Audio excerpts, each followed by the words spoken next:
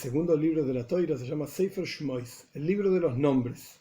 De hecho empieza Ve'eile Shmois Bnei Israel, y estos son los nombres de los hijos de Israel, Aboy Mitzrayim, que fueron a Mitzrayim, y menciona cada uno de los nombres de los hijos de Jacob, Reuben, Shimon, Levi, etc.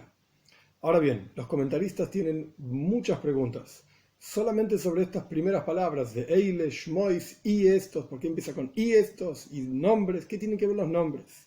De hecho, si todo el libro se llama el libro de los nombres, tenemos que entender qué enseñanza hay en esta cuestión de los nombres, de manera tal que todo el libro se tenga que llamar Sefer Shmois, no solamente la primera sección del libro, Parshas Shmois, se llama de esa manera, sino que todo el libro entero. Ahora bien, los nombres de los hijos de Jacob están mencionados ya en la Toira más de una vez, en Parashot anteriores, Parshas Vayigash, Parshas Vayetze, Vayigash, en diferentes lugares. Entonces, ¿qué suma, por así decir, volver a mencionar los nombres de los hijos de Israel en esta parsha? Una de las respuestas que se ofrece es, el Ramban Nachmanides dice algo interesante. En realidad, la Torah lo que está haciendo es volver al comienzo del exilio. El comienzo del exilio fue en Parshas Vayigash, cuando Jacob en la práctica desciende a Mitzrayim con todos sus hijos.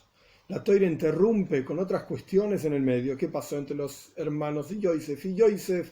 ¿Cómo fue, digamos, la vida en Mitzrayim, en Egipto, al comienzo del exilio del pueblo judío? Y luego, en este libro, Ve'eile Shmois, volvemos al mismo concepto. Menciona el mismo versículo que antes, casi igual, para retomar la historia del exilio del pueblo judío en Mitzrayim. Esta es la explicación del Ramban.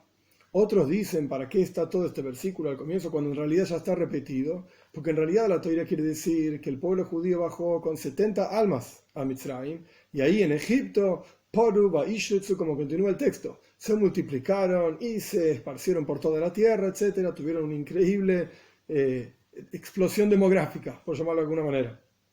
Entonces, primero dice que vinieron 70 y después dice que había muchos más. Rashi, uno de los comentaristas principales de la Toira, dice que en realidad la Toira lo que está haciendo es contar al pueblo judío tanto en vida, en las parashot anteriores, como en muerte, cuando ya habían fallecido todos los hermanos de Yosef y Yosef también, etc. Dios está mostrando el aprecio del pueblo judío, que los cuenta en vida y los cuenta en muerte. Ahora bien, ninguna de estas explicaciones tiene en realidad una enseñanza que uno puede decir, bueno, ¿qué me llevo yo para esto? Y la palabra Torah viene de la palabra Hoira significa enseñanza. ¿Cuál es la enseñanza para nosotros?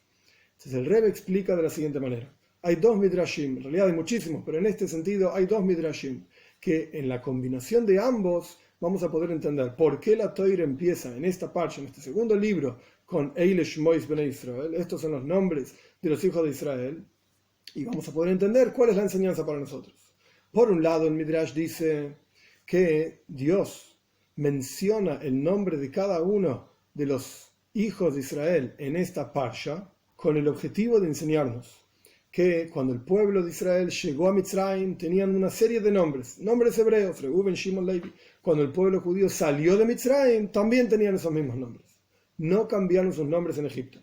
No fueron afectados, por así decir, por el Golus, por el exilio y por los sufrimientos. Los 210 años que el pueblo de Israel pasó en Egipto no los afectó. Sus nombres eran los mismos. Loi, Shinu, Shmoisam. No cambiaron sus nombres. Esto es lo que explica un Midrash.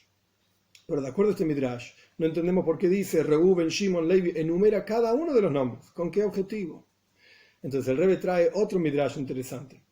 El Midrash cuenta que Dios cuenta y menciona, pone nombre a cada uno de los hijos de Israel de la misma manera que pone nombre a las estrellas.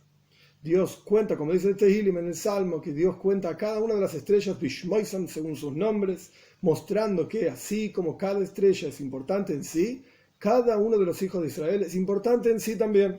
Y al ponerle un nombre le da una importancia especial de manera tal que no se va a anular en otras cosas. Algo que no tiene nombre se puede perder, por así decir, en una mezcla de cosas, pero algo identificado con un nombre específico se transforma en algo específicamente importante por sí mismo y nunca se anula. ¿Qué quiere decir nunca se anula? Hay diferentes enseñanzas e ideas sobre qué significa anular. Pero básicamente aquí la idea es, nuestros sabios dicen, algo que es contado, algo que se vende por unidad, nunca se anula, se mezcla, por así decir, con otro grupo de cosas, por cuanto esto es algo importante en sí, tan importante que es contado individualmente, nunca se anula en los demás. Por ejemplo, un huevo que no es kasher, que no es apropiado para comer, cuando se mezcla con huevos que sí son apropiados para comer, pero por cuanto los huevos se venden por unidad, todos los huevos quedan prohibidos. Es un ejemplo nada más. En adición a esto hay un concepto que se llama shigeja. Shigeja significa olvido. Cuando una persona que tiene un campo cosecha todo el trigo, por así decir, de su campo, pero se olvida de una parte, de algún producto específico del campo, cosecha todas las frutas de los árboles de su campo, pero se olvida algún árbol en particular, esos frutos olvidados pasan a ser de los pobres. Shigeja.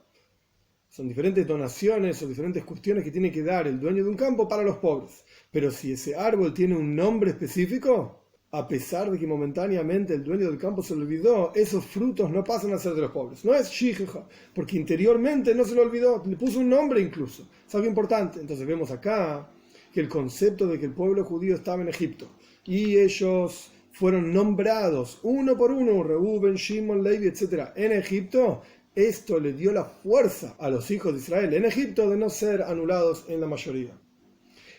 ¿Qué aprendemos de aquí? Que hay dos midrashim, por así decir, combinados. Por un lado, el hecho de que el pueblo judío no cambió sus nombres, esto les dio la capacidad para soportar el exilio y no mezclarse y no anularse en la mayoría de egipcios. Pero por el otro lado, ¿qué es lo que les dio esa fuerza? Justamente que Dios menciona a cada uno, nombró a cada uno de ellos por su nombre.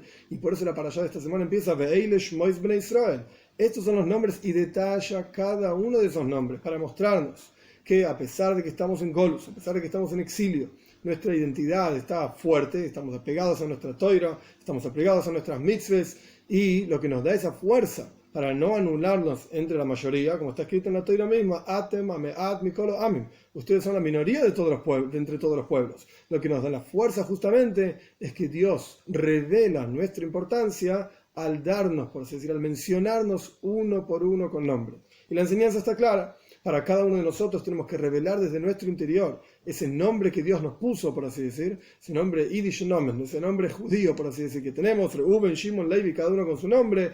Esto, al sentirnos identificados con esto, es lo que nos da la fuerza para soportar este largo exilio que Dios mediante se terminará pronto con la venida de Mashiach, pronto en nuestros días.